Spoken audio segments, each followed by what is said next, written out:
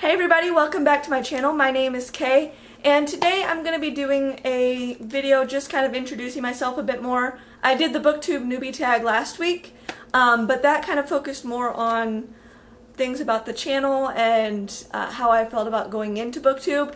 And this video I'm going to focus more about what my channel is going to actually be about, my own reading tastes and reading habits and things like that. Whenever I find a new booktuber and I think about, like, do I want to subscribe to their channel, I always wish that I had a better idea of what kind of books that they read. I try to kind of scan bookshelves in the background of their videos and kind of get an idea, but I always thought it'd be nice to just have sort of a video that just upfront told you everything you needed to know about their channel. So that's what I'm going to do here. Just going to kind of go over, I've got 6 or 7 questions that I kind of came up with, and I'm going to go through them and let you guys know who I am. So the first thing, I'm going to introduce myself. My name is Kanisha. I go by Kay here on BookTube. It's just a lot easier for me. And I'm 28. I'll be 29 in October, so just another couple months. During the day, my full-time job is as a graphic designer at a local newspaper. I do all of the kind of magazines and special publication designs, things like that. And I have a 7-year-old daughter. She also loves to read, so she might pop in and out of my videos every once in a while. It's kind of one of her biggest dreams is to be in a real-life YouTube video. Next, I have what kind of books do you read? So I read adult, science fiction, fantasy, mostly fantasy, but I am trying to get more into science fiction. I do have a few series that I really enjoy, like The Expanse. I like John Scalzi. I think his writing's really good. I read some science fiction graphic novels, but I definitely like to find more series and more authors that I can kind of my go-to picks. So that's kind of one of the things I'd like to get into more, but currently I mostly read adult fantasy. I occasionally will pick up a YA, but I don't tend to like them too much. Because I read a lot of fantasy, I do tend to read a lot of series. I occasionally come across a standalone and read it, but just how the fantasy genre works, a lot of them are usually at least a trilogy, if not a multi-book series. So that's what you can expect as far as like my reviews and wrap-ups to cover is going to be books like that. Next, I have Explain Your Rating System. So my rating system is really simple. It's a 1 to 5 star. I don't do like halves or quarter stars or anything like that. I like to keep things simple and as, you know, little stress as possible. I don't want to sit and stress over like, oh, should I have given that like an extra little bit because I liked it more than this other book. So I do 5 star. I loved it. Doesn't mean it's perfect. Doesn't mean it's even like the best book, but something about it, some unquantifiable thing about the book really just grabbed me, and I usually speed read those and just devour them as quickly as possible. A 4 star is if I just enjoyed reading it, if I had a good time. This can be like, you know, on the verge of almost a 5 star, but not quite. And then it can also go down as far as being, you know, I enjoyed it, I had a good time, but it's not necessarily something that I want to buy and keep on my shelves forever. A 3 star is middle of the road. I don't typically have a strong feeling about it either way. I didn't really like it, but I didn't not like it. It was just kind of, whatever. And those are toss-ups as to whether or not if it's part of a series I'll continue. A lot of the times I end up not, just because I didn't feel strongly enough about the story to want to read about it some more in another book. 2 star is an actively just did not like the book. I don't tend to hand out this rating a whole lot simply because I'd probably DNF it before I push myself through a book I don't enjoy. And then the same thing goes for 1 stars. Those are books that I like hated, that I really, really, really did not like. And I also don't have a lot of those because I don't tend to make myself read a book I'm not having a good time with. So I don't have a whole lot of 1 and 2 stars typically. This leads into the next question, which is, do you DNF books? And if so, like, what are your criteria for DNFing books? I DNF with abandon.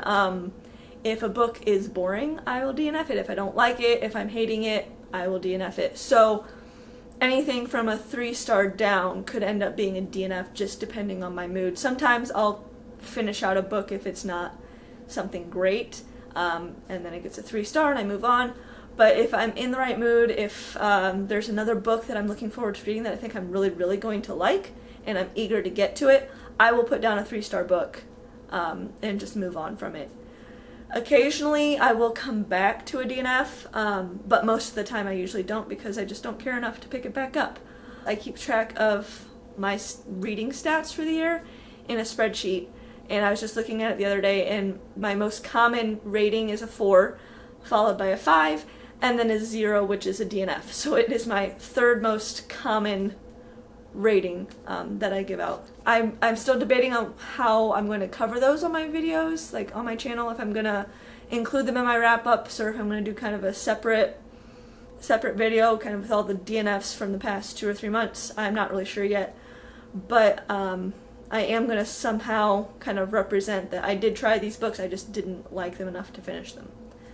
Next is how do you choose your TBR? So here on BookTube, there's a lot of different ways that I've seen people decide on what they're going to read. So a lot of it's done monthly. Occasionally you'll see like quarterly TBRs, kind of just a few books that they want to get to at some point over the next few months. And then there's yearly TBRs, which are those, you know, the goals of what they want to read sometime during the year without a specified date. So there's that way of doing it, and then there's also TBR games. Becca over at Becca Loves Books, she does Bookopoly. I've seen Wheel of TBRs, Bingo, Snakes and Ladders, and I do enjoy watching those kind of videos, because then it's having booktubers pick up books that they wouldn't necessarily reach for first. So it increases kind of the variety, I guess, of books that you see people reading, which I find enjoyable, because I don't really want to watch everyone read the exact same books. I do have in mind a TBR game that I'm thinking about launching at the beginning of the year, once I kind of get a little more comfortable and a little more used to being on BookTube and kind of get in the groove of things, just to kind of switch things up.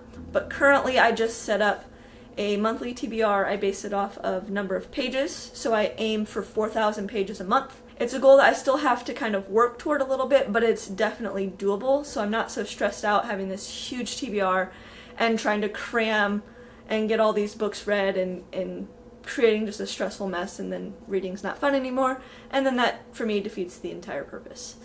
So currently you'll be seeing monthly TBRs that are manageable and doable, and then hopefully see all those books in my wrap-ups at the end of every month.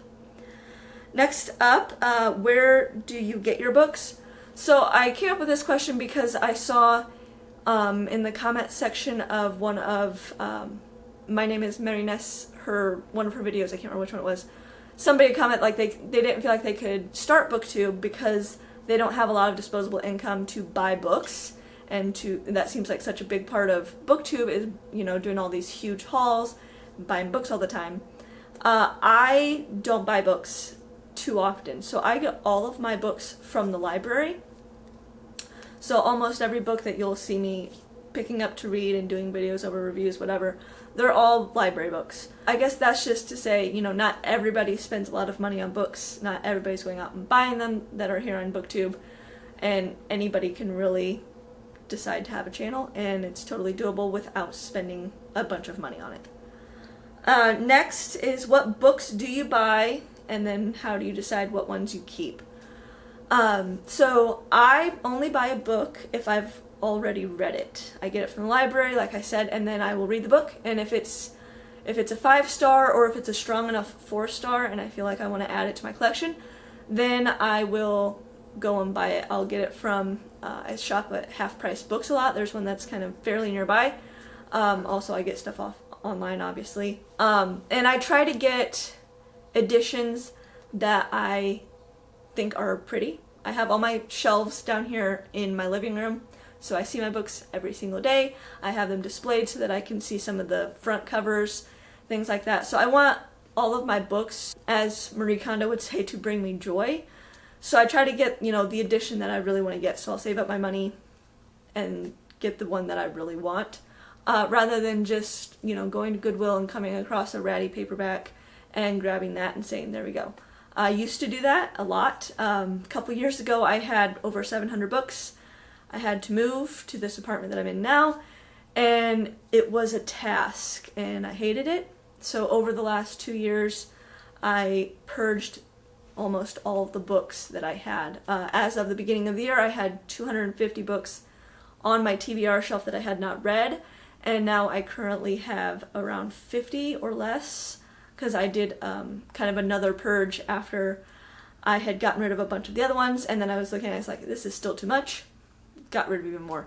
So to curb kind of that wastefulness, I've decided I no longer will buy any book unless I've read it and I know that I love it and that I really want to keep it in my collection. So that was the last question. That's all I have for today. Thanks for sticking around. Like and subscribe if you want to. Comment down below. Tell me a little bit about yourselves. Let's start a conversation. So I will see you guys next time. Bye!